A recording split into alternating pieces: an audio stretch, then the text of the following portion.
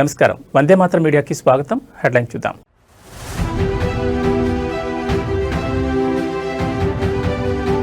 పీఠికాపుర సంక్రాంతి మహోత్సవాల్లో ఉత్సాహం. పాల్గొన్న deputy CM Pawan Kalyan.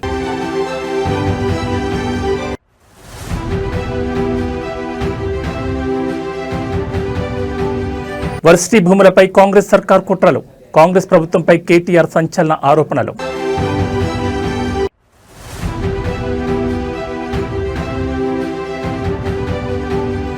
SLBC plan B అమలుకు సన్నాహాలు.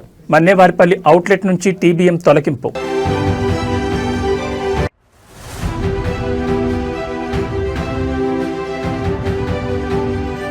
నల్గొండ జిల్లాలో ఘోర రోడ్డు ప్రమాదం. అక్కడికక్కడే 3 దుర్మరణం.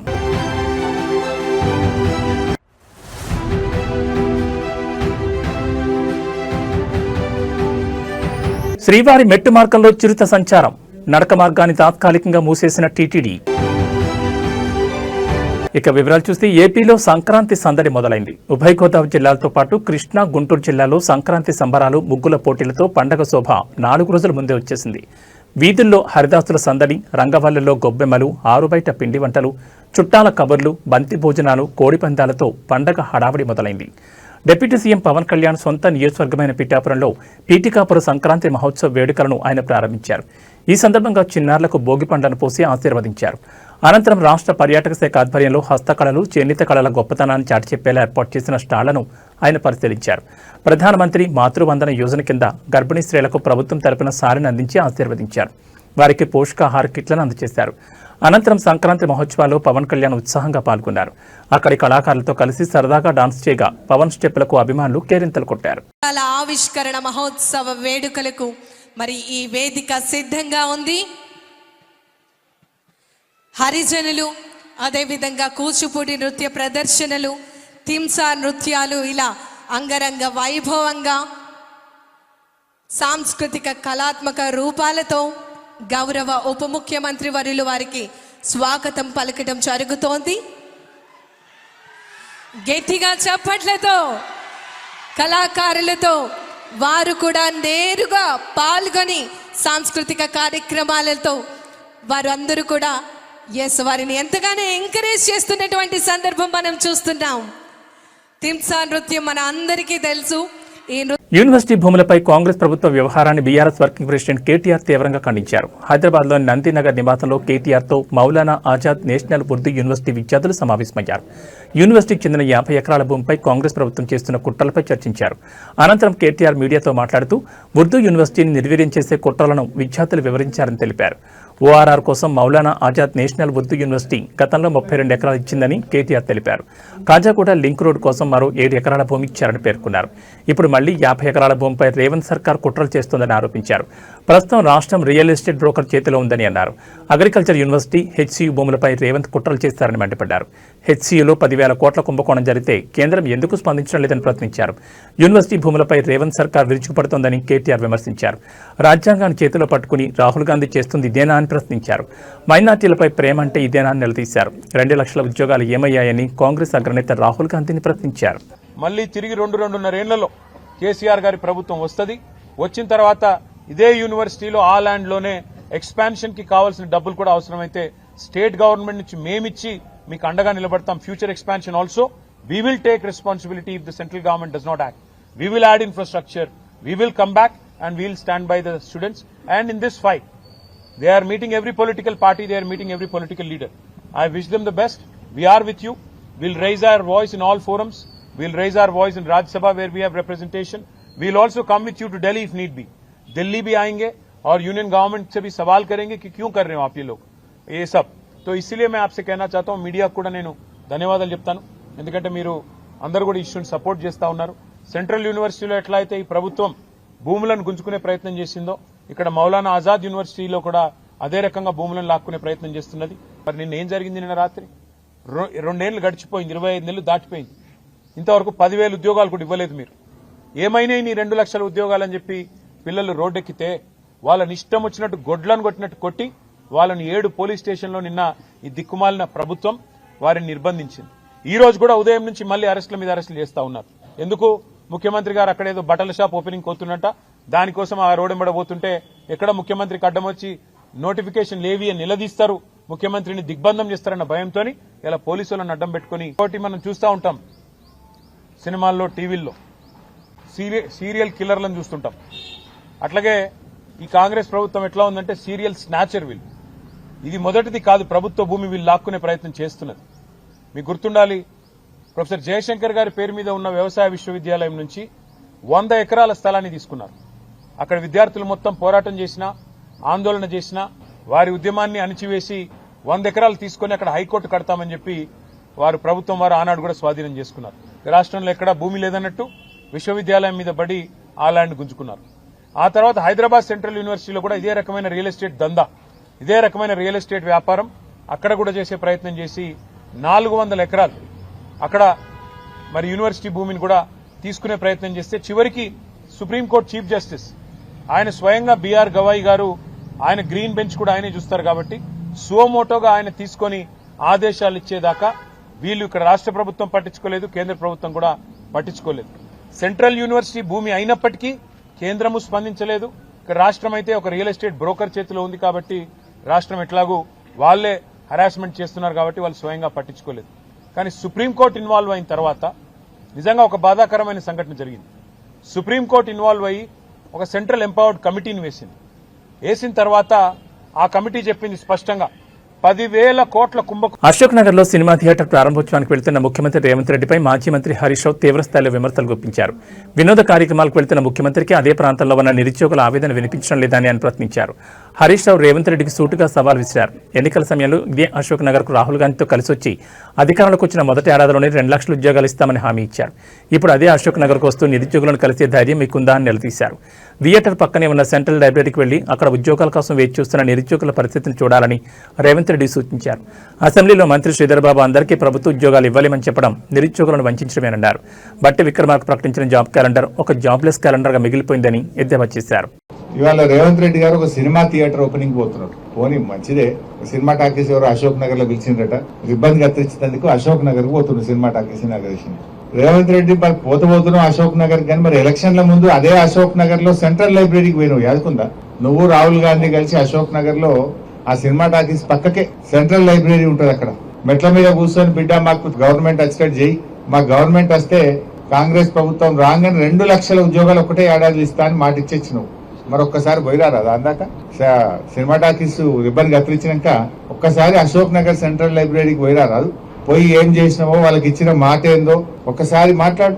నిన్న దిల్సుఖ్ నగర్ లో పిల్లలంతా రోడ్ల మీదకి వచ్చి ధర్నా చేసాం. ఎన్నికల ముందు కాంగ్రెస్ వాళ్ళేమో 2 లక్షల ఉద్యోగాలు ఏడాది ఇస్తాం, గవర్నమెంట్ ఉద్యోగాలు ఇస్తామన్నారు. నిన్న అసెంబ్లీలో మంత్రి శ్రీధర్ బాబు గారు చెప్తున్నారు, గవర్నమెంట్ ఉద్యోగాలు ఏడుంటాయి బై, ప్రైవేట్ లో నౌకరు చేసుకోపోయి అందరికి గవర్నమెంట్ ఉద్యోగాలు ఇచ్చి సాధ్యమవుతుందా, ఇది కాదు అని చేతులు ఎత్తేసాడు. బట్టి విక్రమార్క గారేమో జాబ్ క్యాలెండర్ పెట్టి జాబ్లెస్ క్యాలెండర్ చేసేసిండు దాన్ని. మరి ఇప్పుడు అశోక్ నగర్ కు రేవంత్ రెడ్డి గారు సినిమా టాకీస్ ఇనాగ్రేషన్ పోతే 1000 మంది పోలీసు వాళ్ళని పెట్టిరట. ఏదైనా సందులకెళ్ళి పొలాలు అత్తారేమో అడుగుతారేమో అని 1000 మంది పోలీసు వాళ్ళని పెట్టుకుని సినిమా టాకీస్ ఇనాగ్రేషన్ పోతుండే. ఇప్పుడు నిన్న మొన్న దిల్సుఖ్ నగర్ లో పిల్లలు పాపం ఏమైనాయి మా 2 లక్షల ఉద్యోగాలు, ఏమైంది మా జాబ్ క్యాలెండర్ అని అడిగితే వాళ్ళ ఈపులన్నీ వాయగొట్టేసి బూతులు. సంగారెడ్డి జిల్లా కొల్లూరులో 9 ఎకరాలకు పైగా భూమిని కబ్జా చేసేందుకు యత్నించారు కొందరు వ్యక్తులు. రాత్రికి రాత్రి 200 మందికి పైగా దుండగులు ప్రైవేట్ భూమి వద్దకు చేరుకున్నారు. కంటైనర్, నేమ్ బోట్లు, రేలింగ్ పైపులతో డీసీఎం, ట్రాలీ, ఆటోలు అర్ధరాత్రి వేళ వచ్చి హల్చల్ చేశారు. జేసీబీల సహాయంతో ప్రహారీ గోడలు తొలగించి రేలింగ్ పైపులను పాతిన వైనం కనిపిస్తోంది. దుండగులు సెక్యూరిటీ గార్డులను కిడ్నాప్ చేసి నార్సింగ్ వద్ద వదిలేసి వచ్చారు. మరో వాచ్మెన్ దంపతులపై దాడి చేసి చంపుతామని బెదిరింపులకు పాల్పడ్డారు. G Madhavi wife of Bhagavanth రెడ్డికి చెందిన సర్వే నెంబర్ 192/9లోని 5.12 గుంటల భూమి, చెదలవాడ శ్రీనివాస్ చెందిన 4 ఎకరాల భూమి ఉన్నట్లు అధికారులు గుర్తించారు.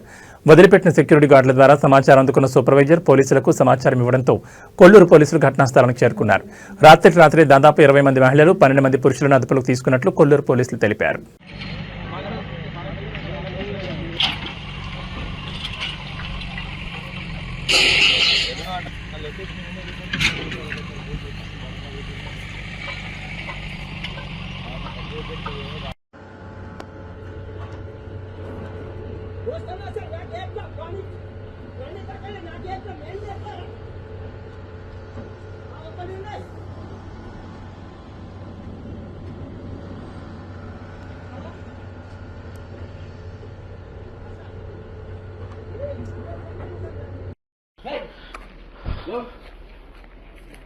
ఇంకా తెల్లారలే ఉండు అయ్యా మీరు మీద ఆటో అవును సార్ అవును. తిరుమలలో మందు బాటిల్స్ లభ్యమైన విషయంలో ఇప్పటికే కేసు నమోదైంది. వైసీపీ చెందిన కోటి అనే కార్యకర్తతో పాటు ఓ మీడియా ప్రతినిధిని పోలీసులు అరెస్ట్ చేసిన విషయం తెలిసిందే. అయితే కోటి అనే వ్యక్తి టీటీడీ మాజీ చైర్మన్ వైసీపీ నేత భూమన కరుణాకర్ రెడ్డి అనుచరుడని కూటమి నేతలు ఆరోపిస్తున్నారు. మద్యం బాటిళ్ల వివాదం వైసీపీ కుట్రగా పేర్కొంటూ విమర్శల వర్షాన్ని కురిపిస్తున్నారు. దీనిపై భూమన కరుణాకర్ రెడ్డి స్పందిస్తూ శుక్రవారం మీడియాతో మాట్లాడారు.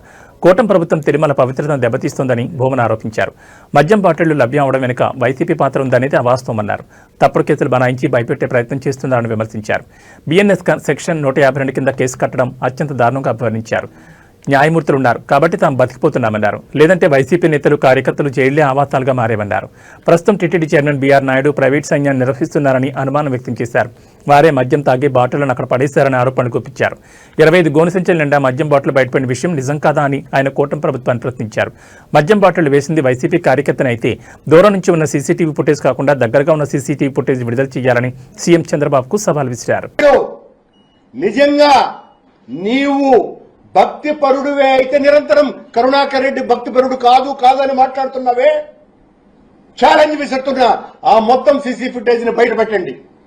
ఒకవేళ నువ్వు అన్నట్టుగానే కోటి చేశాడు అన్నది మరి ఏమైంది మీ భద్రతా వ్యవస్థ? కింద అంత పెద్ద ఎత్తున టాస్క్ ఫోర్స్ అంతా ఉంటుంది కదా, చెక్ పోస్ట్ ఉంది కదా, ఎలా వెళ్ళినాయి? మా వాళ్ళు తీసుకుపోతూ ఉంటే ఎందుకు పట్టుకోలేకపోయినామైనటువంటి సమస్యలు వస్తున్నాయి కొండ మీద. ఏదో నేను చేశానని బీఆర్ నాయుడు అంటున్నాడు.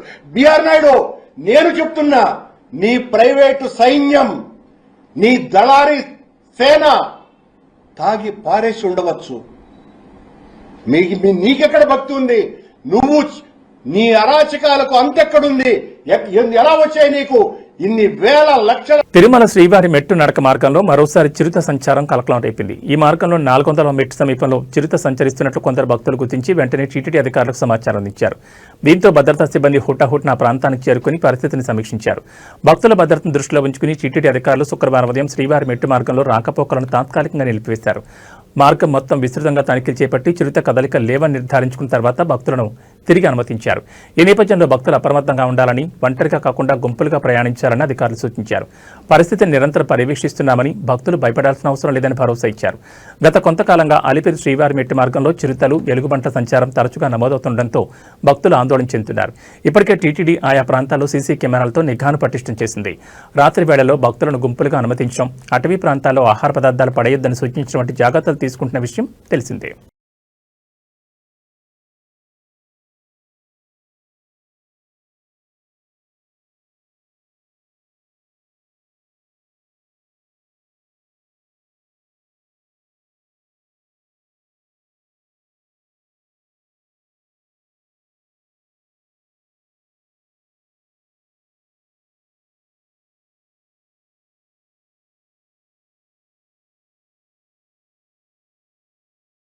ఏళ్లుగా పెండింగ్ లో ఉన్న శ్రీశైలం ఎడమగట్టు కాలువ సొరంగ మార్గం పనులను పూర్తి చేసేందుకు తెలంగాణ ప్రభుత్వం ప్లాన్ బి అమలు చేయబోతోంది. సాంకేతిక సమస్యలు, భౌగోళిక అడ్డంకుల దృష్ట్యా ఇప్పటి వరకు కొనసాగించిన టన్నెల్ బోరింగ్ మెషిన్ పద్ధతిని పక్కన పెట్టనుంది.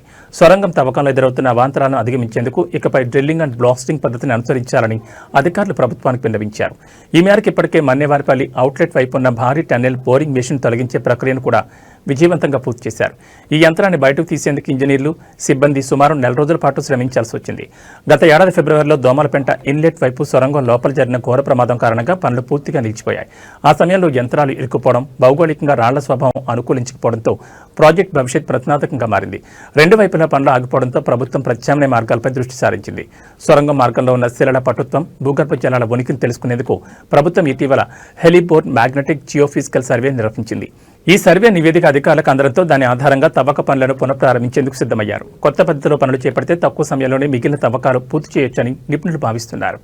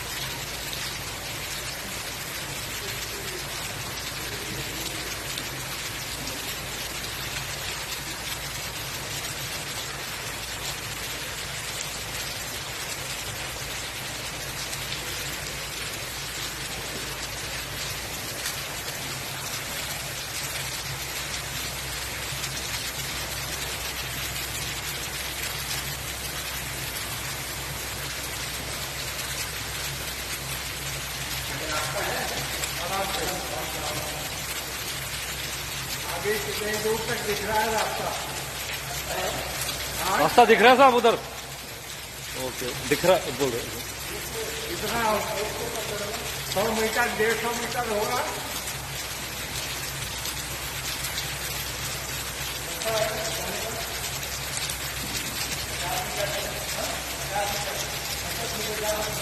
$50 मीटर है क्या?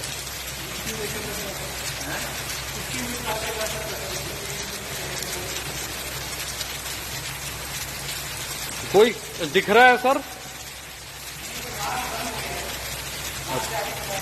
अच्छा, अच्छा,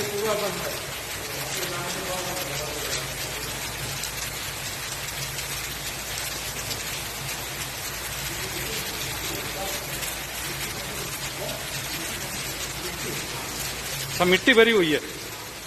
ओके, हाँ।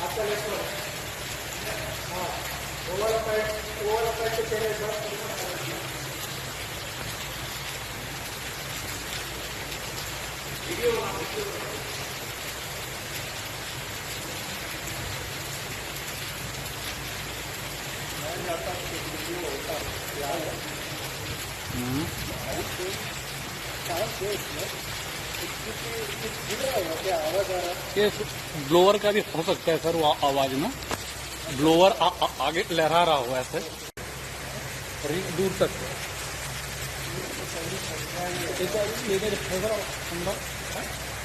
13,500 में पंप स्टेशन 5 है ना ये 13,500 और आवाजें आ रही है।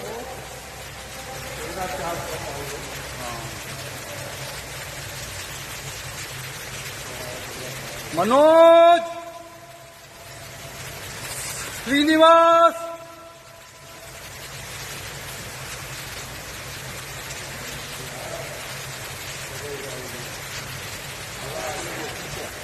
नहीं सर, बेल्ट डैमेज है इसके बाद में, बेल्ट डैमेज है ना इसके बाद। యూనివర్సిటీ భూములను కొల్లగొట్టేందుకు రేవంత్ సర్కార్ కుట్రలు చేస్తోందని మను విద్యార్థులు ఆరోపించారు. భూముల అమ్మకాలపై పోరాటం చేస్తుంటే వేధిస్తున్నారని మండిపడ్డారు. యూనివర్సిటీ భూముల జోలికొస్తే ఊరుకునేది లేదని హెచ్చరించారు. యూనివర్సిటీలో రియల్ ఎస్టేట్ దందా చేస్తే సహించమని వార్నింగ్ ఇచ్చారు.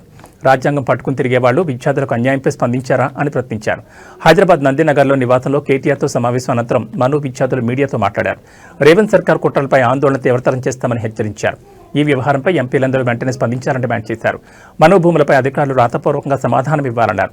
లేదంటే దేశవ్యాప్తంగా ఆందోళన తీవ్రతరం చేస్తామని హెచ్చరించారు. అన్ని యూనివర్సిటీల విద్యార్థులతో కలిసి పోరాటాన్ని ఉధృతం చేస్తామని తెలిపారు. మను వర్సిటీలో జరుగుతున్న కుట్రలపై కేంద్రం స్పందించాలని డిమాండ్ చేశారు. आप हमको रेवेन्यू जनरेशन की निगाह से देखना बंद करिए, पहली चीज। दूसरी चीज, रियल एस्टेट का बिजनेस आपको करना है तो कैंपसेस से बाहर करने की कोशिश कीजिए। तीसरी चीज, आप ये हमसे सवाल करके ये कह रहे हैं, यहाँ के टूरिज्म मिनिस्टर का बयान आया कि ये एक रूटीन सर्वे है, हम इससे किसी तरह का हंगामा नहीं चाह रहे हैं, लेकिन यही सेम पैटर्न आपने एचसीयू में अपनाया था। अभी बिजनेस का एक स्कूल है, उसमें आप अपना रहे हैं। कहने का मतलब ये है कि तेलंगाना की बुनियाद जिस शर्त पर हुई थी और जिन कुर्बानियों के बाद ये तेलंगाना बना था, वो ये कतई नहीं था कि आप जो है इस हिंदुस्तान को जबानों की बुनियाद पर भी बांटेंगे, रियल एस्टेट की नजरों से भी बांटेंगे, रेवेन्यू जनरेट नहीं हो रहा तो उस बुनियाद पर भी बांटेंगे। और आखिरी चीज ये कि मानू ने जब ये नोटिस देखा और उन्होंने ये देखा कि सारे ग्रुप्स को उन्होंने यूनाइट किया और एक पब्लिक कॉल दी। जब हमने पब्लिक कॉल दी तो हमको थ्रेट किया गया, अननोन नंबरों से मुझे थ्रेट्स आए हैं, ऐसे लोगों की तरफ से थ्रेट्स आए हैं कि आप आपको आगे का कैरियर नहीं देखना है क्या? आप पीएचडी के बाद कुछ नहीं करना चाहते हैं क्या? हमें मालूम है आप कहाँ रहते हैं। इस तरह के अगर थ्रेट दिए जा रहे हैं सेंट्रल यूनिवर्सिटी में पढ़ने वाले लोगों को, पीएचडी स्कॉलर्स को, हम देख लें कि एजुकेशन के साथ हुकूमत का रवैया क्या है। बीजेपी की पॉलिसी है बेच दो, कांग्रेस ठीक उसी पॉलिसी पर अमल कर रही है। हम डिफरेंशिएट नहीं कर पा रहे हैं यहाँ की गवर्नमेंट में और सेंटर में जो रूलिंग पार्टी है उसमें। तो अगर ये पैटर्न बना रहा तो मैं आखिर में ये कहना चाहता हूं कि मानू में तकरीबन 60,000 लोग डिस्टेंस से जुड़े हुए हैं। इसके 12 से ज्यादा ऑफ कैंपसेस हैं, रीजनल सेंटर चलते हैं, 120 कोर्सेज यहाँ चलते हैं, पूरा हिंदुस्तान को यहाँ पर रिप्रेजेंट किया जाता है। इसके साथ अगर छेड़छाड़ हुई तो पूरे हिंदुस्तान में कांग्रेस की जो इमेज खराब होगी उससे वो उभर नहीं पाएंगे। दूसरी चीज, उर्दू की दुहाई देने वाले, मोहब्बत की दुकान खोलने वाले, अल्पसंख्यकों के रक्षक बताने वाले, खुद को हाथ में संविधान लेकर के न्याय यात्रा निकालने वाले और यहाँ के लोगों से जॉब का वादा करने वाले लोग आज के हथियार रहे हैं एजुकेशनल इंस्टीट्यूशन को, और उनके पास कोई वजह नहीं बची है। तो हम हमेशा से कहते ही आए हैं और कहते रहेंगे कि हमारी नजर में वो सरकार अच्छी है जो इश्यूज पर बात करेगी, कॉमन कॉज। రోడ్డు ప్రమాదంలో ముగ్గురు దుర్మరణం పాలైన విషాద ఘటన నల్గొండ జిల్లా మిర్యాలగూడ బైపాస్ వద్ద ఇవాళ తెల్లవారుజాము చోటు చేసుకుంది. వివరాల్లోకి వెళ్తే బైపాస్ మలుపు వద్ద సిమెంట్ ట్యాంకర్ టర్న్ అవుతుండగా హైదరాబాద్ నుంచి గుంటూరుకు టైల్స్ లోడ్తో వెళ్తున్న డీసీఎం బలంగా ఢీకొట్టింది. ఈ దుర్ఘటనలో డీసీఎంలో ఉన్న టైల్స్ అన్ని అందులో ఉన్న కూలీలపై పడడంతో ముగ్గురు కూలీలు అక్కడికక్కడే ప్రాణాలు విడిచారు. మరో ముగ్గురికి కూడా తీవ్రంగా గాయాలయ్యాయి. స్థానికుల సమాచారం మేరకు స్పాట్కు చేరుకున్న పోలీసులు గాయపడిన వారిని చికిత్స నిమిత్తం ఆసుపత్రికి తరలించారు. ఈ మేరకు కేసు నమోదు చేసుకుని దర్యాప్తు చేపడుతున్నారు.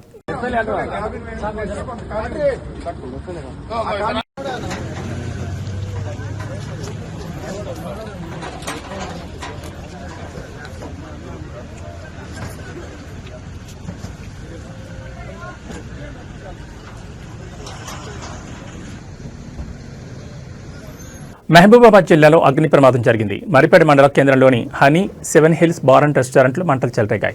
జనవరి 9న ఉదయం తెల్లవారుజామున రెస్టారెంట్లో మంటలు వచ్చాయి. స్థానికుల సమాచారంతో ఘటనా స్థలానికి వచ్చిన ఫైర్ సిబ్బంది మంటలు ఆర్పేశారు.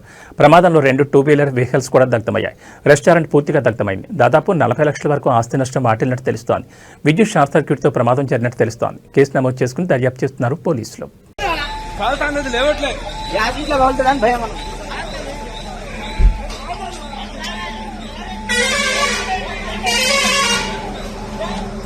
మార్కాపురం జిల్లాలో పెద్ద పులి సంచారం కలకలం రేపింది. దోర్నాల మండలం బొమ్మలాపురం సమీపంలోని దేవలొట్టి వద్ద మేతకు వెళ్లిన ఆవుల మందపై పెద్ద పులి దాడి చేసింది.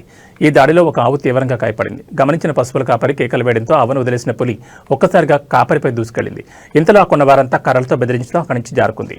ఈ ఘటన స్థానికంగా తీవ్ర భయాందోళన రేకెత్తించింది. గ్రామ సమీపంలోని పొలాల వద్ద పెద్ద పులి సంచరిస్తుండటంతో రాత్రి వేళ పంటల కాపలా వెళ్లేందుకు రైతులు భయభ్రాంతులకు గురవుతున్నారు. కరెక్టే కానీ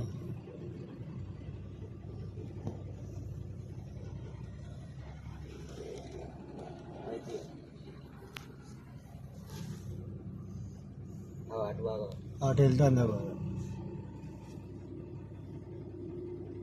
రోడ్డు పక్కల పుంటే ఉన్నది కాదే, లోపలి పోతలేదు.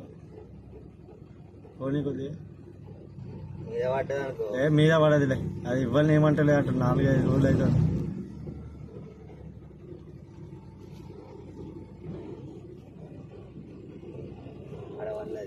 ఉన్నదా?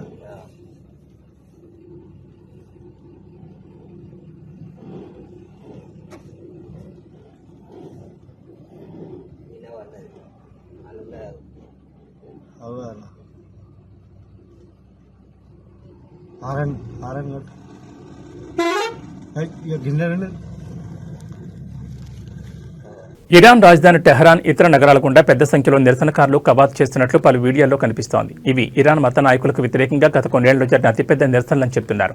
నిన్న రాత్రి టెహరాన్లో ఇరాన్లోని 2వ అతిపెద్ద నగరమైన మహషాద్లో శాంతియుత ప్రదర్శనలు జరిగాయి. భద్రతా దళాలు ఈ నిరసనలు ఆపలేదు. బీబీసీ పర్షియన్ ఆ వీడియోలను తనిఖీ చేసి ధృవీకరించింది. మరోవైపు దేశవ్యాప్తంగా ఇంటర్నెట్ బ్లాకౌట్ ఉందని ఒక మానిటరింగ్ గ్రూప్ రిపోర్ట్ చేసింది. ఇరాన్ సుప్రీం నాయకుడు అయతుల్లా అలీ ఖొమైనీని తొలగించాలని డిమాండ్ చేస్తూ నిరసనకారులు మాట్లాడడం వీడియోలో వినిపిస్తోంది. ప్రవాసంలో నివసిస్తున్న ఇరాన్ మాజీ రాజకుమారుడు రిజా పహ్లావి తిరిగి ఇరాన్ రావాలని కూడా వారు పిలుపునిచ్చారు. రోడ్డెక్కి నిరసన తెలియజేయమని రిజా పహ్లావి తన మద్దతుదారులను కోరారు.